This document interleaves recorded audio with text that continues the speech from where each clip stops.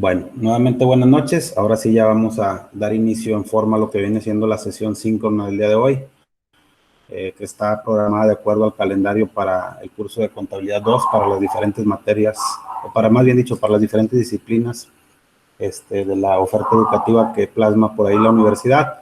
El día de hoy tenemos como tema tratar el capítulo número 18 del primer curso de Contabilidad de Elías Lara Flores y que habla de los asientos de ajuste. Como les comentaba hace un instante, por ahí trae una diapositiva, pero por una cuestión ahí ajena a un servidor me fue imposible traérmela. Sin embargo, vamos a ir desglosando directamente de la bibliografía el tema.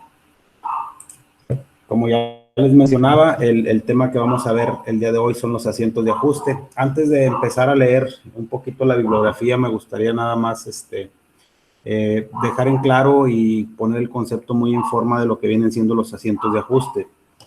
Los asientos de ajuste no es más que una validación a los saldos que nosotros traspasamos de la balanza de comprobación a lo que viene siendo el libro mayor.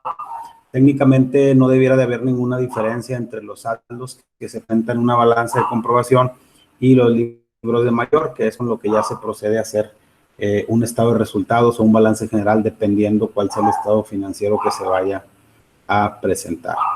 Entonces, a grosso modo, esos son los asientos de ajuste. Ahorita vamos a ir viendo algunos ejemplos. Son bastantes ejemplos. Me gustaría ver alguno de cada uno de los rubros que integran el balance general y alguno de los rubros que integran lo que viene siendo el estado de resultados. Vamos a iniciar con un poquito de lo que viene siendo la bibliografía y nos dice qué es lo que motiva o las circunstancias que hacen que haya estos asientos de ajuste. Nos dice que al terminar el ejercicio, después de tener la seguridad por medio de la balanza de comprobación que todos los asientos del libro de diario han sido pasados correctamente al mayor y que el saldo de cada una de las cuentas registradas en él coincide con la de su mayor auxiliar correspondiente, se debe proceder a la formación de los estados financieros, que es lo que mencionábamos ahorita. Por lo que se refiere a la formación del balance general, que es el que vamos a ver ahorita como ejemplo, no se debe elaborar con los saldos que arrojen las cuentas del libro mayor, pues aunque no se hayan cometido errores al registrar las operaciones, los saldos de dichas cuentas no siempre coinciden con la situación real debido a diferentes circunstancias, entre las cuales se pueden mencionar las siguientes. Número 1, que se haya omitido el registro en una o varias operaciones por no haber sido reportadas en la fecha en que debieron serlo, ya sea intencionalmente o por olvido. Que los bienes o el valor de los bienes del activo fijo que aparece como saldo en las cuentas respectivas ya no es el mismo, pues evidentemente el tiempo transcurrido y el uso al que han sido sometidos dichos bienes han originado en ellos una disminución de su valor. Perdón, voy a interrumpir un poquito, nada más pregunta. ¿Ustedes tienen ahí a la mano la bibliografía? Porque déjenme ponérselas como quiera aquí en lo que viene siendo la pantalla. Permítanme un segundito.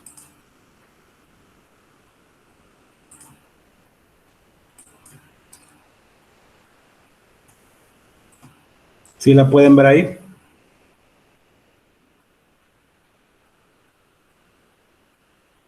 Sí. Ok, vamos a continuar. La otra situación por la que puede ocurrir esto, que no sean los mismos saldos, es que el valor de los conceptos del activo diferido, por ejemplo, los gastos de instalación, papelería, propaganda, rentas, etcétera, que figura como saldo en las cuentas respectivas, no corresponde al que realmente se tiene. Esto debido a que el valor se ha ido disminuyendo durante el ejercicio conforme se han utilizado, amortizado o disfrutado dichos conceptos. En el caso de dividendos, también ahí nos hace referencia que, por ejemplo, en cantidades a favor del negocio no cobradas como dividendos, rentas, intereses, etcétera, y que existan cantidades a cargo del negocio no liquidadas, por ejemplo, las rentas, sueldos e impuestos. Estos conceptos de cantidades a cargo del negocio que no están liquidadas, generalmente se le llama provisión, y ahorita vamos a ver un ejemplo de lo que es una provisión. Dice, estas y otras circunstancias son las causas por las cuales los saldos que arrojan las cuentas del libro de mayor no coinciden con la que realmente se tiene al terminar el ejercicio. Por tanto, antes de proceder a la preparación de los estados financieros, que en este caso vamos a hablar del balance general, es necesario hacer un examen del saldo de cada una de las cuentas de mayor para saber si su valor coincide o no con la realidad. Cuando no coincide la diferencia que resulte, se debe registrar por medio de asientos especiales que reciben el nombre de ajustes, que es el tema que estamos viendo en el capítulo del día de hoy. De acuerdo con lo que se ha señalado, los ajustes son asientos previos a la presentación del balance general, las cuales se hacen al terminar el ejercicio y que tienen por objeto precisar el saldo de las cuentas. Es decir, es como una validación adicional a los saldos del libro mayor, ¿verdad? Cabe indicar que no hay regla que fije el número de ajustes, por lo que se pueden hacer tantos como sean necesarios para que cada una de las cuentas en movimiento arroje al terminar el ejercicio el saldo que realmente corresponde. Esto es muy importante. Aquí hay que acordarnos que la bibliografía nos pone los movimientos más básicos o los conceptos más comunes de lo que vienen siendo los asientos de ajuste, pero estos asientos de ajuste obviamente dependen tanto de la actividad o giro del negocio como el volumen de operaciones que tenga una compañía o negocio. Aquí vamos a empezar viendo un ejemplo de un asiento de ajuste para una cuenta de activo circulante que viene siendo la cuenta de caja. Generalmente esta cuenta de caja y en muchos negocios generalmente la tenemos para negocios comerciales, ¿verdad? Que es generalmente donde se tipifica todo lo que viene siendo el dinero en efectivo a determinado periodo. La cuenta de caja, como ya se indicó, es el saldo de la cuenta de caja que expresa la existencia de efectivo. Sin embargo, al terminar el ejercicio es necesario comprobar si en realidad dicho saldo corresponde al numerario que matemáticamente existe en la caja, para lo cual es preciso practicar una operación que recibe el nombre de arqueo de caja. ¿Qué quiere decir con esto? Si nosotros tenemos dentro ya de lo que viene siendo nuestra balanza de comprobación o de nuestro libro mayor un saldo en caja de determinada cantidad, pues obviamente tenemos que hacer una revisión que esa cantidad esté en el papel o en el registro contable sea la misma cantidad que tenemos físicamente. A eso se le conoce con el concepto de arqueo de caja. Y entendemos por arqueo de caja el recuento material del dinero en efectivo. Al terminar el ejercicio se pueden presentar los siguientes casos. ¿Qué es lo que puede hacer que no coincida? Pues el primer caso es que el valor del arqueo coincida con el saldo de la cuenta de caja. Ahí no habría ningún problema, ¿va? Que el valor del arqueo sea menor que el saldo de la cuenta de caja. En este caso la diferencia constituye un faltante. ¿Por qué? Porque físicamente tenemos una cantidad inferior a lo que tenemos registrado en nuestra cuenta o en nuestra contabilidad. Y que el valor del arqueo sea mayor que el saldo de la cuenta de caja, pues en este caso sería lo contrario, ¿va? Tendríamos un sobrante. Nos dice que cuando el valor del arqueo coincide con el saldo de la cuenta de caja, no es necesario hacer ajuste, puesto que no hay diferencia, lo que ya comentábamos ahorita, ¿va? Cuando el valor del arqueo sea menor que el saldo de la cuenta de caja, el faltante puede tener origen en dos casos. Puede haber varios, ¿va? Pero aquí nos ponen dos ejemplos. Operaciones no reportadas por el cajero, pues que técnicamente eso sería algo delicado, ¿no? Porque en la mayoría de las empresas, cuando a ti te asignan una caja o un resguardo de dinero, pues si tú no reportas una determinada operación, se puede considerar como un dolo, ¿va? Inclusive es hasta penado, dependiendo de las políticas que tenga cada empresa. Cantidades dispuestas por el cajero o pagadas de más. Y van a poner un ejemplo de lo que vienen siendo los asientos de ajuste que corresponden a los casos que ya estamos mencionando. Para el caso de operaciones no reportadas por el cajero, nos dice que el valor del faltante por operaciones no reportadas se abona a la cuenta de caja y se carga a las cuentas que procedan en cada caso. Y aquí nos menciona un ejemplo. Nos dice que el saldo de la cuenta de caja, o según el libro mayor, es de 200,000 pesos. Pero la existencia en efectivo, es decir, después de haber hecho el arqueo de caja, que es el conteo físico del dinero en efectivo, nos dice que hay 170,000 pesos. ¿Qué nos dice aquí? Que de acuerdo a esta literatura, pues obviamente tenemos un faltante, ya que en nuestra contabilidad traemos más dinero que lo que físicamente tiene el cajero en su resguardo. Dice, el faltante en caja por 30,000 pesos se debe al pago de una letra de cambio que por esa misma cantidad no reportó el cajero. ¿Qué significa? Que la persona pagó este documento, era un documento por pagar a cargo de la empresa, pero no la reportó. Entonces, cuando se hicieron los asientos contables, no se incluyeron esos 30,000 pesos que hacen faltante aquí en la caja.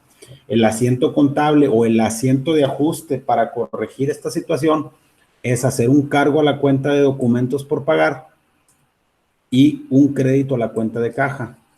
Porque, yo creo que ya en el curso de contabilidad 1 ya se les explicó lo que vienen siendo la naturaleza de las cuentas.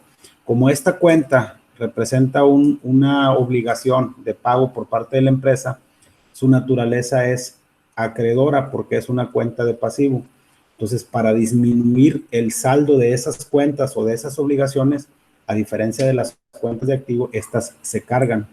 Entonces, nosotros son de naturaleza acreedora. Para aumentarlas se acreditan y para disminuirlas se cargan.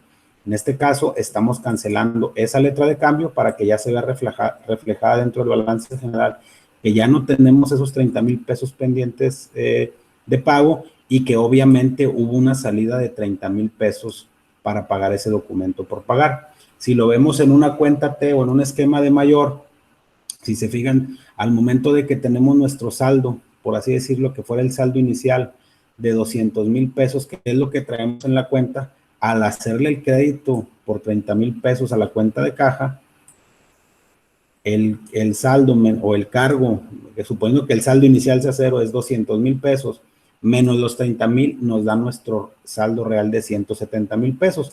Y ahora sí, este saldo que está aquí en la parte de arriba en automático se corrige. Si sustituimos este valor de 170 contra los 170 que hay en arqueo, pues obviamente ya no traemos ninguna diferencia.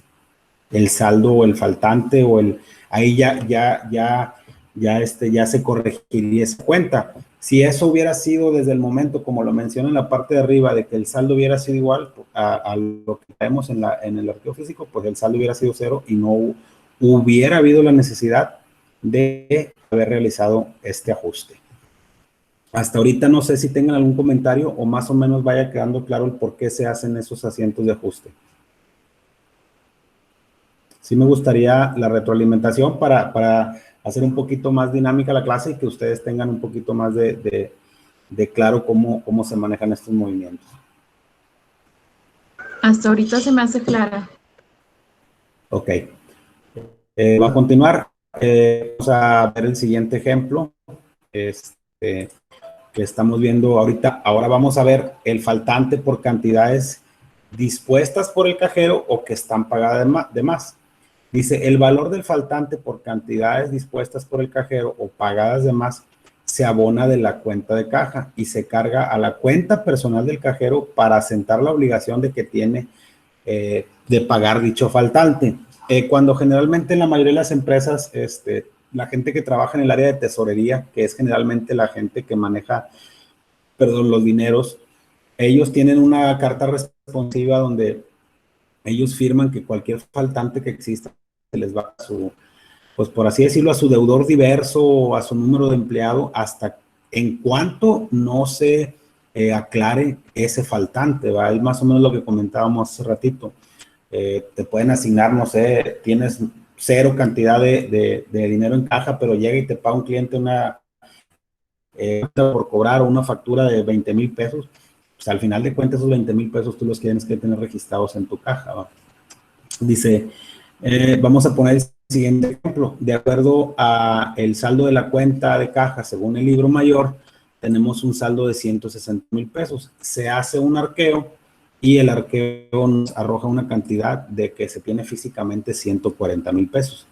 Aquí existe un faltante de 20,000 pesos, ¿va? Entonces, ¿qué es lo que se hace?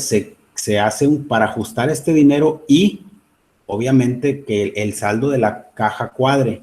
Aquí hay que entender, estamos viendo el ejemplo de lo que viene siendo los asientos de ajuste para la caja, más sin embargo, hay que acordarnos que existe un concepto básico en la contabilidad que es la regla de la partida doble, que significa que a todo cargo le corresponde un abono.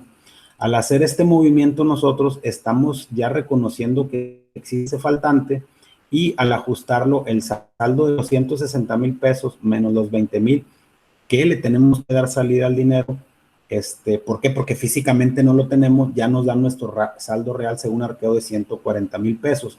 Sin embargo, también aquí les hago el comentario que en el momento en que se hace este asiento, no solo se ajusta lo que viene siendo el saldo de la caja, sino que también dentro de las cuentas de activo circulante existe otra cuenta de acuerdo a su grado de disponibilidad, que es la cuenta de deudores diversos, que en este caso sería un deudor diverso que sería un empleado. ¿Por qué? Por el faltante de estos 20,000 pesos. ¿Ok? Aquí nos dice de manera muy clara, dice, después del ajuste, la cuenta de caja queda con un saldo de 140,000, los cuales coinciden con el saldo real, o sea, con la existencia según el arqueo. Cuando el faltante en caja sea por una pequeña cantidad, su importe se puede considerar como una pérdida siempre y cuando así lo autorice la gerencia. Y aquí pone un ejemplo muy sencillo. Que el saldo de la cuenta, bueno, es otro ejemplo, pero es para ejemplificar, la redundancia, este punto. Dice, el saldo de la cuenta de caja según el libro mayor es de 220,000 pesos. Y el saldo según el arqueo es de 219,980. ¿Qué significa? Que existe un faltante de 20 pesos. Técnicamente no debiera de haber faltantes. Sin embargo, ¿qué es lo que pasa? Sobre todo cuando son compañías que manejan muchas cantidades de dinero, le dan un cierto margen al cajero o a la persona responsable del resguardo del efectivo, y sobre todo se hace operaciones de movimiento de dinero, de que exista un pequeño margen de faltantes, por así decirlo. Pero obviamente, pues digo, si trae 220,000 pesos y nada más tiene 200,000, pues sí, ahí sí hay que cargárselos a él, como en el caso de arriba, ¿verdad? ¿Por qué? Porque esa cantidad, pues no debiera de faltar, ¿verdad? Y esa cantidad alguien la tiene que recuperar, y pues obviamente no va a ser la empresa. Al hacer el arqueo, pues obviamente si nosotros decimos, oye, es que le falta a este cliente, suponiendo que sea el pago de un cliente, el cliente va a decir, no, es que aquí está mi comprobante donde yo ya pagué, entonces se le tiene que cargar al cajero. Aquí estos 20 pesos, pues realmente no es una cantidad significativa. Sin embargo, como política, algunas de las gerencias, o algunas de las empresas, más bien dicho, tienen ese margen, y obviamente con la autorización del gerente administrativo, el contador o la persona encargada de autorizar ese tipo de movimientos, se hace otro asiento de ajuste de una manera muy sencilla, donde se carga a otros gastos y otros productos con crédito a la caja para cuadrar el saldo de la caja real. ¿Sí? Entonces, eso hasta ahorita más o menos está quedando claro lo que hemos visto de lo que vienen siendo los asientos de caja. No los vamos a ver todos porque son una infinidad de asientos. Yo quiero que al menos los poquitos que vayamos a ver, o les quede claro, perdón, y que también ustedes entiendan el concepto de asiento de ajuste. ¿Hasta ahorita tienen alguna retroalimentación? Dejo el micrófono abierto para algún comentario.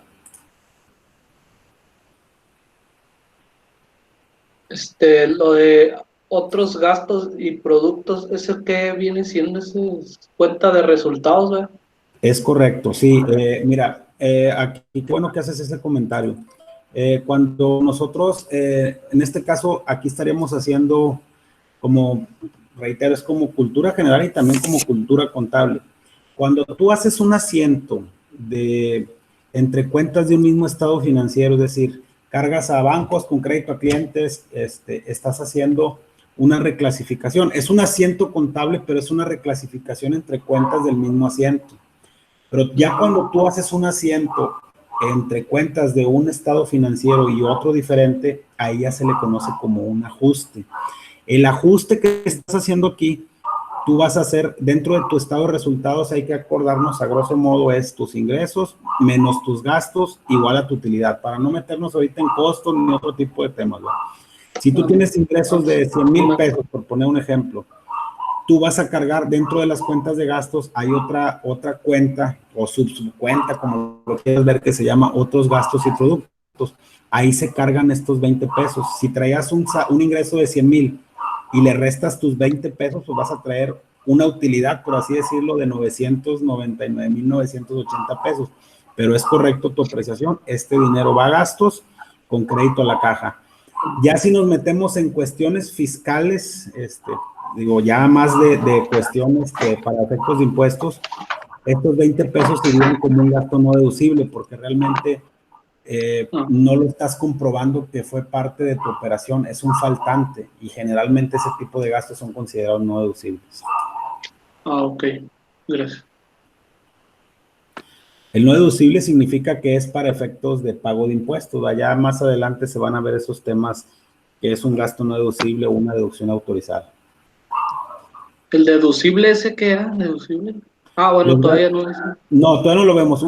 Digo, es nada más como cultura. Un gasto deducible es aquel que tú puedes disminuir o que puedes utilizar para disminuir tu pago de impuestos. Te comento también a la compañera Ludivina, cuando se hace un cálculo para el pago del ICR, los voy a poner el concepto muy macro para que se entienda. Tú tienes que sumar tus ingresos menos tus gastos y te da tu utilidad. Cuando tú tienes el valor de los ingresos es mayor que el de tus gastos, tú tienes una utilidad. Cuando el valor de tus ingresos es menor que el de tus gastos, tienes una pérdida. Pero, ¿qué es lo que te dice la ley? Para que tú puedas disminuir tu utilidad, dentro de los gastos tienen que cumplir con unos ciertos requisitos de acuerdo a la ley, requisitos fiscales. Si esos gastos no cumplen con esos requisitos fiscales, haz de cuenta, por así decirlo, no son considerados para disminuir tu utilidad. No sé si me explique. Sí, lo de la ley. De acuerdo a la ley del impuesto sobre la renta. Sí, está bien. Ok, vamos a continuar con vamos a poner 2, 3 ejemplos, pero sí para que quede más o menos claro cómo se operan. Dice, cuando el valor del arqueo sea mayor que el saldo de la cuenta de caja, aquí es al revés. Aquí vimos, si te acuerdas los primeros ejemplos a los 12 de alumnos, pues obviamente el saldo de la caja era mayor, el saldo contable de nuestro libro mayor era mayor que el de nuestro arqueo físico. Se hacen estos ajustes. Pero ¿qué pasa cuando es al revés? Que tenemos una cantidad, por poner un ejemplo aquí, antes de empezar a desglosarla. De acuerdo a nuestra contabilidad o nuestro libro mayor, traemos 260,000 pesos en el reporte contable o en la contabilidad, como lo quieran ver. Pero al momento de hacer un arqueo, resulta que tenemos más cantidad de dinero. O sea, aquí en lugar de tener un faltante, vamos a tener un sobrante por 15,000 pesos. Y esto se da por estas dos razones, porque son operaciones no reportadas por el cajero o cantidades cobradas de más. Y vamos a poner el siguiente ejemplo. Dice, sobrante por operaciones no reportadas por el cajero. Dice, el valor del sobrante por operaciones no reportadas por el cajero se carga a la cuenta de caja. ¿Por qué? Porque hay que aumentar el valor de la caja y se abonan las cuentas que procedan según sea el caso. Y aquí nos pone el ejemplo. Dice, aquí traemos un sobrante de 15,000 pesos. Dice, el sobrante en la caja por 15,000 pesos se debe a una venta de mercancía por 8,182 pesos y al cobro de una letra de cambio de 6,000 no reportados por el cajero. ¿Qué significa? Que el cajero los cobró y los tiene físicamente, pero no los reportó al área de contabilidad y contabilidad no lo registró. ¿Estamos de acuerdo? Entonces se tiene que hacer otro asiento de ajuste para registrar dichas operaciones. ¿Qué es lo que se hace? Se carga 15,000 pesos a lo que viene siendo la caja, que es el valor del sobrante, para que cuadre ahora sí. Si se fijan, aquí está el movimiento 260 más el cargo de los 15,000 te da los 275 y se hace un abono a la cuenta de ventas o ingresos, que esto es resultados, y al IVA por pagar. Aquí no le hagan mucho caso porque aquí todavía el IVA estaba al 10%, ¿verdad? Pero vamos a suponer que es la cuenta de ingresos, IVA y documentos por cobrar por 6,000 pesos, porque era un documento que en su momento, en cambio, que ya nos pagaron. Con este asiento ajustamos los movimientos de caja, reconocemos el ingreso dentro de nuestro estado de resultados a través de la cuenta de ventas y también decimos que tenemos un IVA por enterarle a la Secretaría de Hacienda, que es un impuesto por pagar, y disminuimos el valor de los documentos por cobrar dentro del activo circulante en el balance general. El otro concepto dice que hay un sobrante por cantidades cobradas de más por el cajero cuando no se logra determinar el origen del sobrante y su valor se debe de considerar como una utilidad. Un ejemplo, el saldo en la cuenta de caja según el libro mayor es de 120 pesos, perdón, y la existencia en efectivo es de 126. Hay un sobrante de 6 pesos. Pues, como no se sabe de dónde salieron esos 6 pesos, de que ya hicieron el arqueo y vieron que no le faltaba ni registrar ni un cobro, ni nada, dice, oye, pues esos 6 pesos yo los tengo que reconocer. Y así como aquí en la parte de arriba vimos que había otro gasto y otro producto por 20 pesos, que es el movimiento del asiento contable, cargo por 20 pesos con crédito a la caja, aquí hay un sobrante, entonces el asiento es contrario, se carga caja para aumentar esos 6 pesos y se hace un abono, un crédito a la cuenta de otros gastos y productos. Esa cuenta de otros gastos y productos se refiere a cuando son gastos se cargan y cuando son productos o ingresos o utilidad, si lo quieren ver así, se acredita por los 6 pesos. Y aquí en automático queda cuadrada el valor de la caja. Hasta ahorita estamos claros con los conceptos que hemos visto.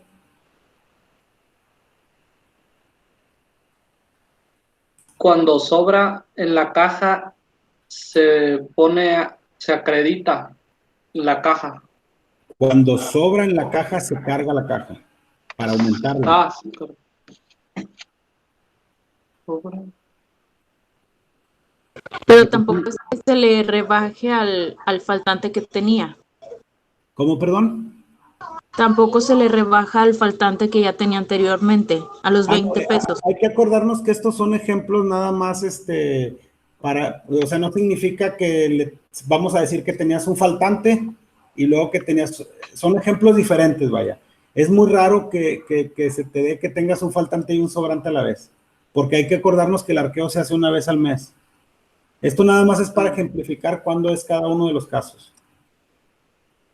Ah, ok. Sí. ¿Ok? Sí. Ok. Vamos a ver otro ejemplo de cuenta de activo. Le digo, son bastantes. Existen las cuentas de caja de activo circulante, la de bancos, la de deudores, la de clientes, documentos por cobrar. Pero vamos a ver otro ejemplo dentro del activo circulante y ahorita vemos una de pasivo para que vean cómo se ajustan. Vamos a ver ahora lo que viene siendo los ajustes a la cuenta de bancos. Dice, el saldo de la cuenta de banco representa el valor del dinero depositado en las distintas instituciones bancarias. Pues esto está muy claro, ¿eh? Sin embargo, hay ocasiones en que dicho saldo no coincide con el valor de los estados de cuenta de los bancos que manejan los fondos de la empresa. Las circunstancias por las cuales el saldo de la cuenta de bancos no coincide con el valor de los estados de cuenta son varias, entre las cuales se pueden mencionar los siguientes. Que existan cheques expedidos aún no cobrados por las personas a quienes se dieron. Eso se le conoce como cheques en tránsito. Cuando ahorita dan un cheque en una empresa o lo cobras, o no lo, más bien dicho, lo traes y no lo cobras, pues ese cheque la empresa ya lo giró, pero obviamente no lo has cobrado tú, por eso es que no coincide con ese saldo. Que la diferencia sea por valores que el banco abona aumente en nuestra cuenta y que la diferencia sea por prestación de servicios que el banco carga o descuenta de nuestra cuenta de cheques. ¿Qué viene siendo esta última parte? Cuando son valores que el banco abona o aumenta en nuestra cuenta, pueden ser cargos diferentes a lo que vienen siendo las comisiones bancarias o los intereses bancarios. Es decir, muchas veces el banco hace cargos que no son reconocidos por nosotros y hay que ajustarlos de manera de primero ajustarlos a la contabilidad y luego mandarlos a la cuenta que corresponde para su posterior aclaración. Y vamos a ver cada uno de estos ejemplos. Cheques expedidos aún no cobrados. Cuando el saldo de la cuenta de bancos no coincida con el valor de los estados de cuenta por existir cheques expedidos que aún no han sido cobrados a las personas a las que se les giraron, no es necesario hacer ajustes, puesto que al ser cobrados el saldo queda correcto. Esto es bien sencillo y es muy común. Hay un concepto que se tiene que hacer cada fin de mes, que es el concepto de la conciliación bancaria, donde nosotros agarramos nuestro saldo de libro mayor, lo que nos están diciendo, con nuestro estado de cuenta. Les pongo un ejemplo bien sencillo. Vamos a suponer, porque aquí no lo pone, pero es un ejemplo que puede pasar. Vamos a suponer que nuestro cuenta de bancos traigamos un saldo en el libro mayor de 100,000 pesos. Pero en nuestro banco traemos 115,000 pesos, por poner un ejemplo. Significa que hay una diferencia de 15,000 pesos. ¿Por qué? Traemos más en nuestra cuenta de banco que en nuestra contabilidad. ¿Por qué? Porque a lo mejor en ese periodo se giró un cheque por esos 15,000 pesos que la persona aún no lo cobra. ¿Qué es lo que te dice aquí? Cuando ahí no se hace ningún ajuste, porque en el momento, suponiendo que todo continuara igual, que no se giren cheques y que la persona, suponiendo que la fecha de la cuenta la saquemos al 30 de septiembre, pero la persona durante el mes de octubre cobró el cheque y nosotros seguimos teniendo esa misma cuenta que no haya tenido movimientos, más bien dicho, ese mismo saldo.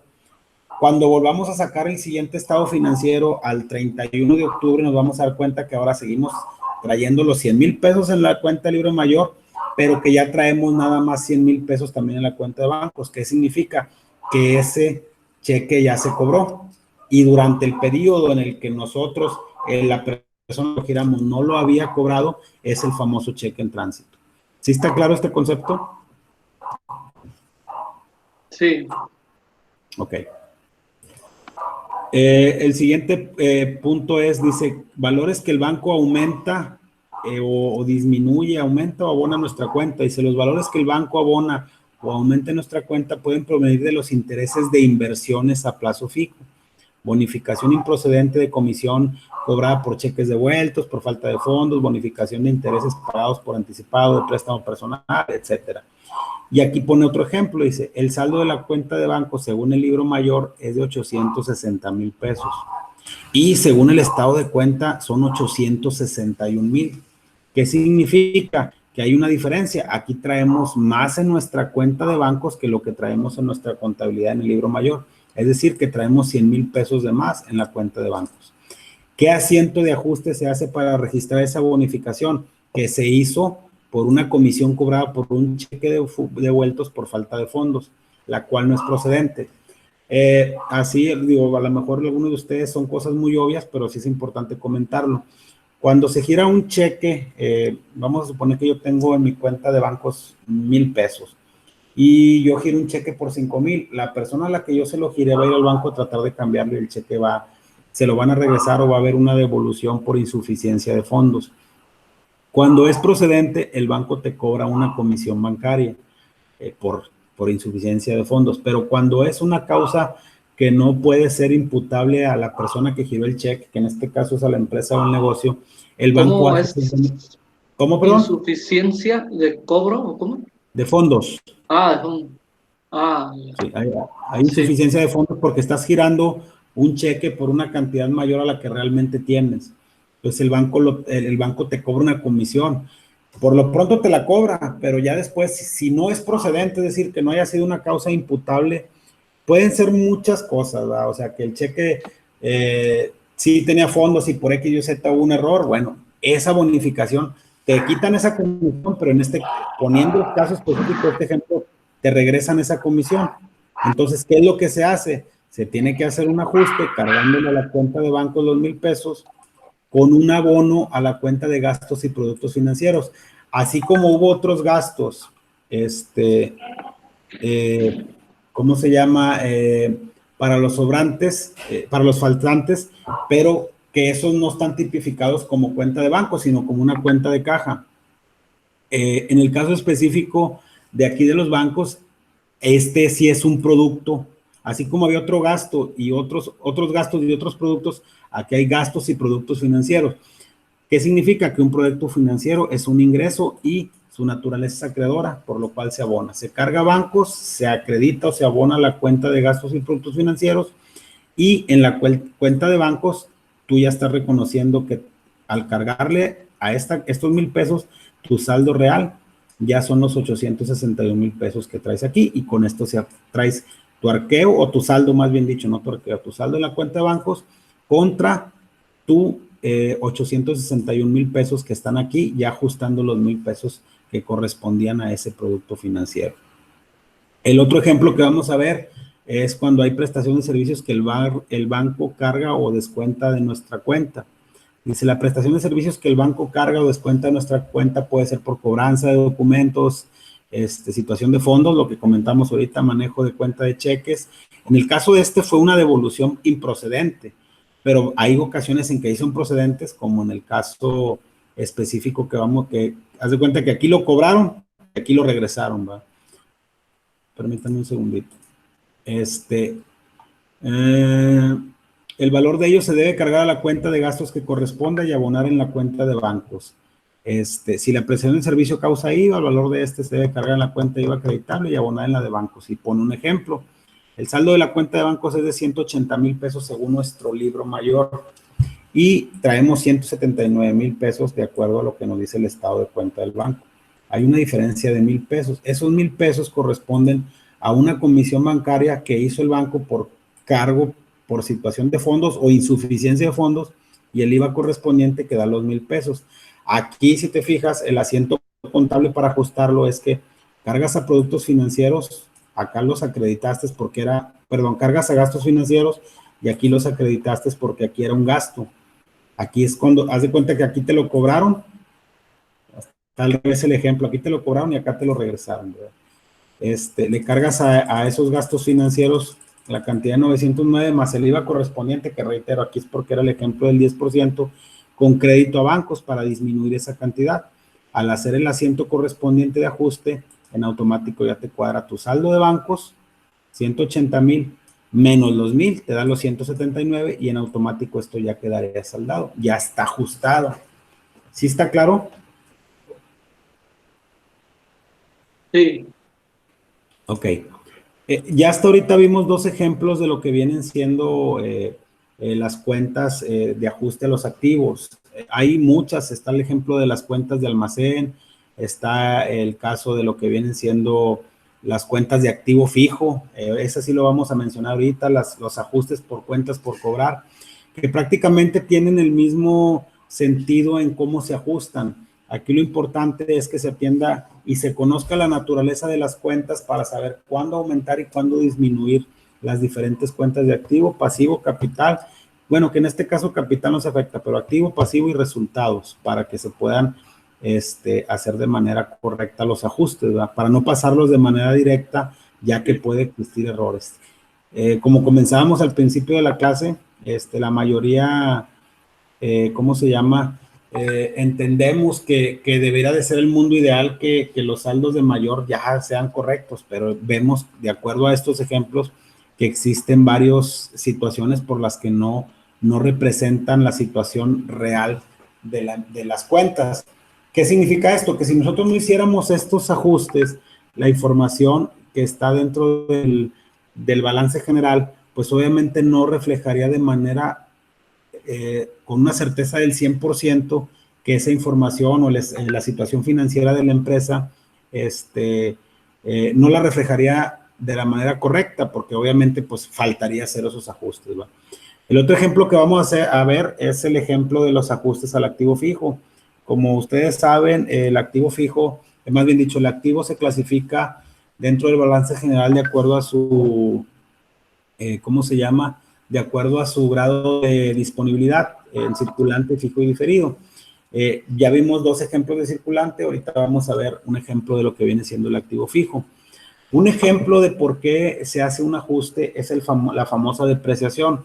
La depreciación no es otra cosa más que el uso de esos bienes o de esos activos fijos. La ley, para no meternos porque es algo extenso, lo comento así a muy grosso modo, la ley del impuesto sobre la renta te dice que tú tienes la manera de disminuir el valor de tus activos a través del concepto de depreciación y para eso ellos estipulan porcentajes que tú gradualmente vas a ir mandando al gasto, perdón. Es decir, por ejemplo, para el mobiliario y equipo se deprecia al 10%, los edificios se deprecian al 5%, el equipo de cómputo al 30%, el equipo de transporte al 25%. Y vamos a ver unos ejemplos de cómo funciona esto. Dice, de acuerdo al artículo tal del impuesto sobre la renta, que aquí ya no son los mismos, están más actuales. Lo único que está actualizado aquí vienen siendo lo que vienen siendo los porcentajes, ¿va? Estos porcentajes se tienen que respetar porque hay un concepto que se llama depreciación contable y un concepto que se llama depreciación fiscal. Pero para efectos de lo que estamos viendo ahorita, que es el ajuste a las cuentas de activos, nada más vamos a ver lo que viene siendo la depreciación contable. Dice, el monto original de la inversión es el que se toma como base para calcular la depreciación. Basta con multiplicar dicho monto por el porciento máximo autorizado por la ley para determinar la depreciación anual. ¿Qué significa esto? El monto original de la inversión es lo que nos costó a nosotros, por ejemplo, aquí el edificio, el mobiliario, el equipo de transporte o reparto y el equipo de cómputo. Obviamente, ahí tienes que considerar todos los gastos incurridos que tú llevaste a cabo para poder adquirir ese activo. Aquí te pone, por ejemplo, pone el ejemplo de un bien. Dice, el precio de compras, de acuerdo a la factura, es de 135,000 pesos.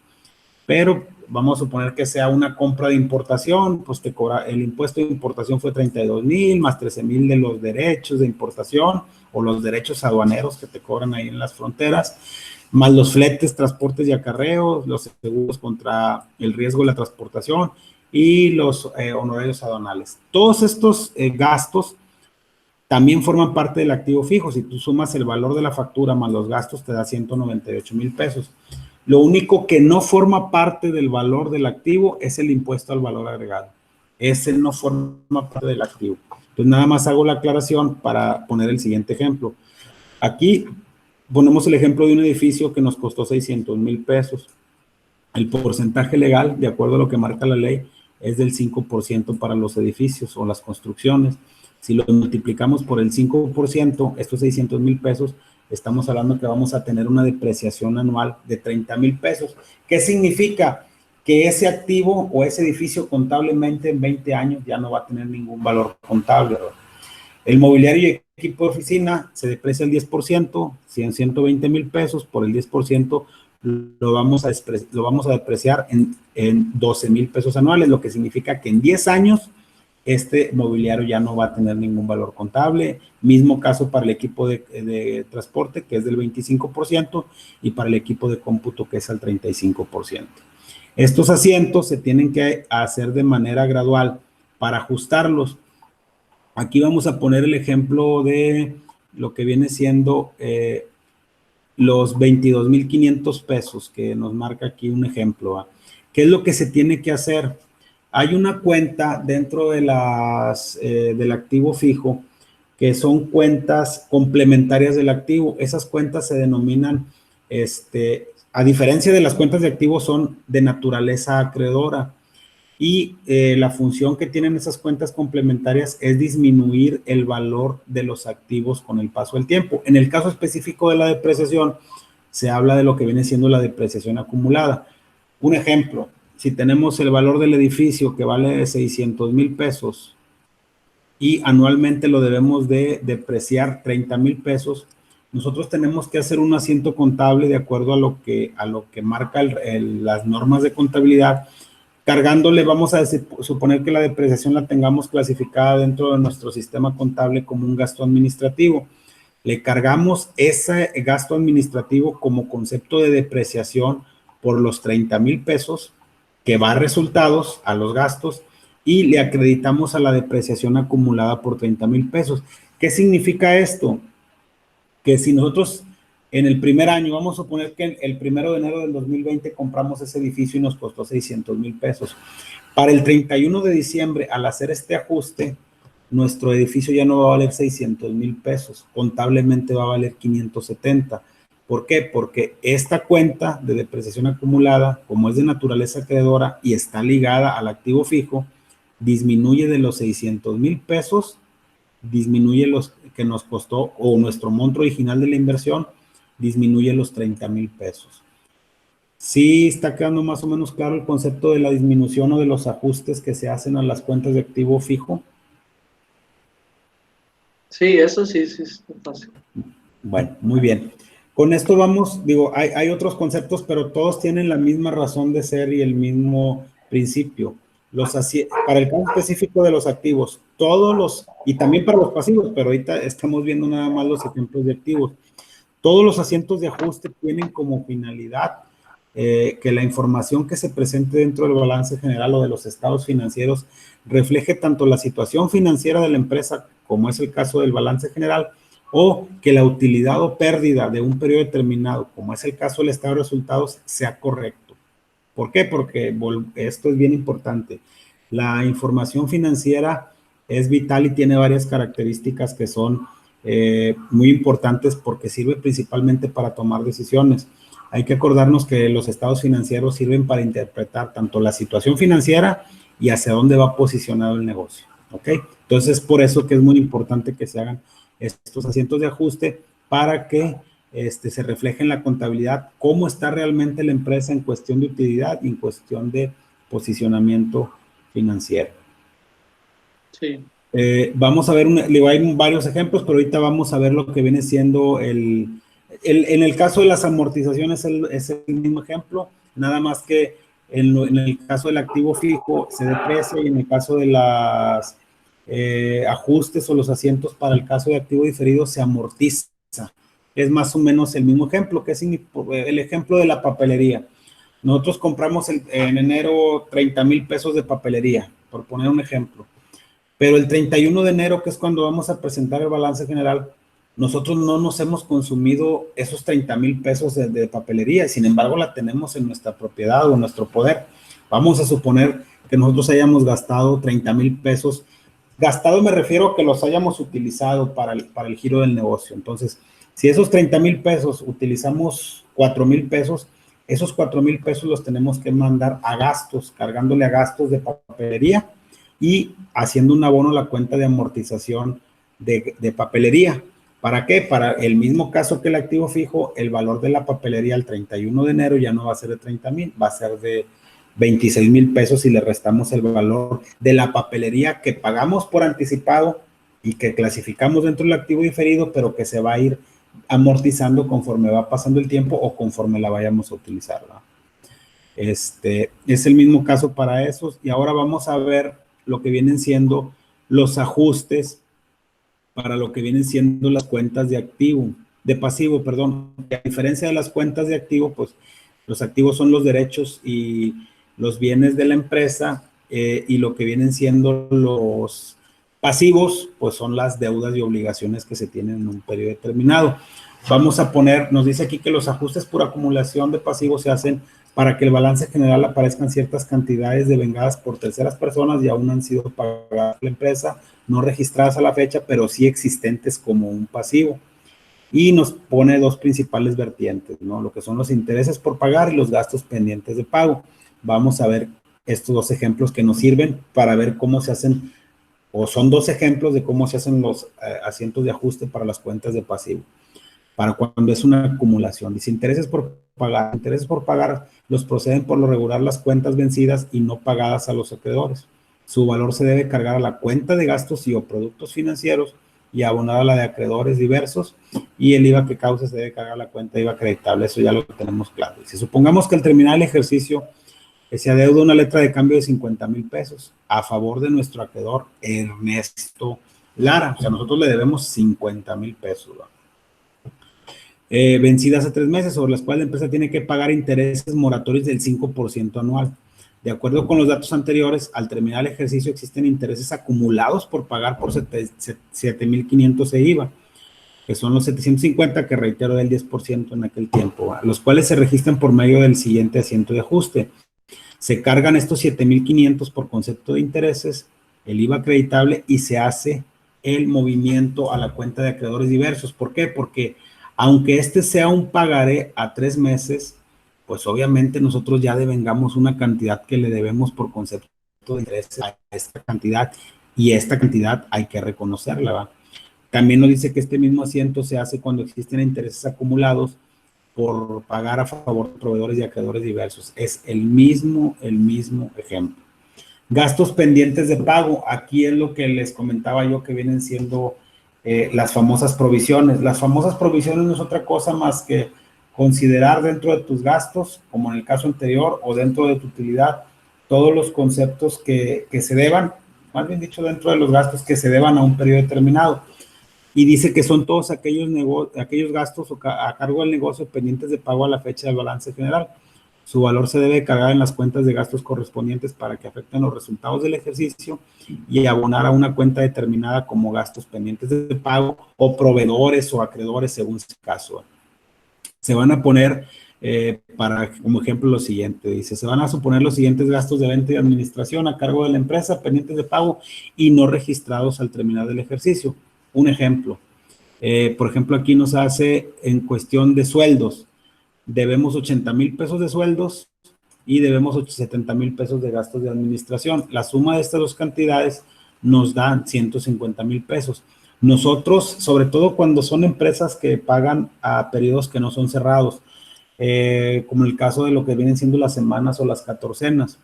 Para el caso de las quincenas no hay tanto problema porque como son periodos de 30 días, generalmente no se devenga nada, ¿va? Y en teoría, pues los sueldos por pagar no deberían de quedarse pendientes no debiera, más bien dicho, haber sueldos por pagar. Pero vamos a suponer que exista una empresa que pague de manera catorcenal, pues una catorcena el pago cayó voy a poner un ejemplo, al 8 de octubre y la otra catorcena, el siguiente pago es el 22 de octubre. Por poner un ejemplo, pero al 31 de octubre aunque el siguiente periodo de pago de esos sueldos ya sea noviembre, al 31 de octubre ya se deben sueldos del 23 al 31. Entonces tiene que hacer un asiento para que se vayan a gastos lo correspondiente a esos gastos de venta, por poner ejemplo aquí de 80,000 pesos, y a gasto de administración de estos 70, y se va a ver reflejado dentro del balance que tenemos dentro de nuestro activo circulante una cuenta por pagar por concepto de gastos pendientes de pago, o en este caso sueldos por pagar. Ese es uno del ejemplo sencillo para efectos de la acumulación de lo que viene siendo el pasivo. Y es el mismo caso para lo que viene siendo el pasivo diferido, que es el caso contrario a lo que viene siendo la parte de los activos diferidos, nomás que a diferencia de los activos diferidos que se van amortizando y se van mandando al gastos conforme se vayan haciendo, en el caso del pasivo no se va a un gasto, pero sí se va a una utilidad, el concepto de vengado que nos hayan pagado de manera adelantada. Pero la utilidad para quién es? ¿Cómo, perdón? La utilidad esa para quién es. La utilidad va a resultados, como un ingreso conforme se vaya ejerciendo. Esa utilidad va... ¿Pero es para los que le debemos o para...? No, no es para el negocio. Mira, te pongo un ejemplo. Vamos a suponer que el negocio en el que tú trabajas tiene casas de renta y te pagan a ti por adelantado 12 meses de renta. Vamos a suponer que te paguen 1,000 pesos por mes y te pagan 12 meses, te adelantan 12,000 pesos.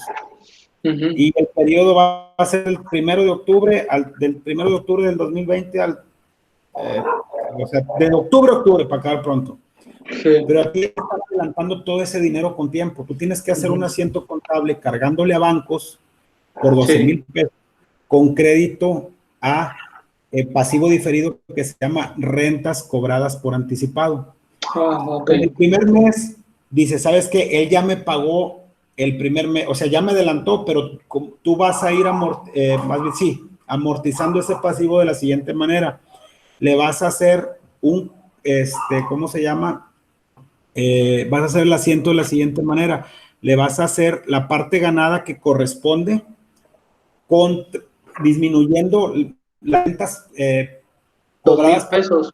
Haciéndole un cargo y un abono a la utilidad por concepto de cobro de rentas o un ingreso por el cobro de la renta, pero mes por mes. Sí, por las rentas, sí, las rentas están disminuyendo, pero pues la utilidad como quieras. Ese es el concepto clave. Están disminuyendo el valor que vas a ir disminuyendo tu saldo de lo que te pagaron por adelantado de manera mensual conforme vaya pasando el tiempo. Ya, sí, está bien. ¿Sale? Gracias. Sí, gracias. Muy bien. No sé si tengan, con esto prácticamente pues ya terminaríamos lo que viene siendo la sesión del día de hoy. Es un tema un poquito extenso, sin embargo, quise abarcar ejemplos muy precisos para que se entendiera lo que viene siendo el concepto de asientos de ajuste. Hay que llevarnos por ahí, es importante que se lleven el concepto que los asientos de ajuste sirven al final de un periodo determinado y no es otra cosa más que una revisión de los saldos del libro mayor antes de generar un estado financiero. ¿Para qué? Para cerciorarnos de que la información que se va a presentar en los estados financieros sea la correcta. Existen diferentes tipos de asientos de ajuste, tanto para el activo circulante, para el activo fijo, para el activo diferido, para el pasivo, fijo, circulante, diferido, como lo quieran llamar, pero que obviamente cuando se hacen esos ajustes no nada más afecta a las cuentas de balance o al estado o al balance general o estado de situación financiera, sino también al otro estado de resultados o al otro estado financiero que se llama estado de resultados. Por ahí también ya se programó lo que viene siendo la tarea para esta semana, que creo que si mal no recuerdo se vence el próximo domingo, para que por favor ahí me apoyen con su tarea para proceder a evaluarla y pues obviamente vayan en tono con las calificaciones al final del primer examen, ¿verdad? Que creo que prácticamente es a finales de mes. También por ahí se publicó un foro de participación, si mal no recuerdo, pero habla de lo que viene siendo la información financiera. A reserva ahorita no recuerdo porque tengo ahí varias aulas, pero sí es importante que participen para que al final del periodo esto les ayude en su calificación. Hay que acordarnos que la participación tanto en las actividades o tareas como en los foros, pues puede representarles hasta un puntaje de 3 sobre su calificación de 10, ¿verdad? Entonces es importante que participen.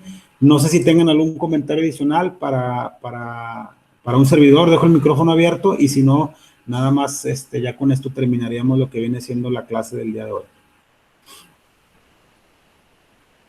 Respecto a la actividad, la puedo resumir lo más posible porque sí está muy, muy extensa para el mapa conceptual. Sí, yo ahí recomiendo que lo hagas de una manera muy, muy práctica. Si ahorita pues, comentábamos, aquí lo importante es que ustedes se queden con el concepto de lo que es el asiento de ajuste y que me pongan nada más en grosso modo, ¿sabes qué? Un ejemplo, el activo, ajustes, asientos o ajustes al activo circulante y me pongas por ejemplo, caja, bancos, clientes. Conceptos muy macro, pero que sí se incluyen todos, ¿verdad? Digo, tampoco los voy a poner que los desglosen con lo que vienen siendo las definiciones, pero sí que se incluyan todos los conceptos que vimos o que vienen en la bibliografía, porque realmente para verlos todos también nos tardaríamos fácil unas 3, 4 horas, ¿verdad? Ok, gracias. Sí. Bueno, si ya no hay ningún comentario adicional, les agradezco su atención. Por ahí yo creo que a partir del próximo viernes o sábado se va a estar publicando la tarea y la actividad para la próxima semana y también la sesión síncrona que se va a programar de acuerdo a lo que nos pide la universidad. Les agradezco mucho su atención y cualquier cosa, me reitero la orden a través de la plataforma, ya sea a través del mensaje o a través del correo electrónico. Estamos a sus órdenes para cualquier duda que les surja dentro de la materia. Ok, buenas noches a los dos. Qué buena noche. Buenas noches, gracias. Hasta luego.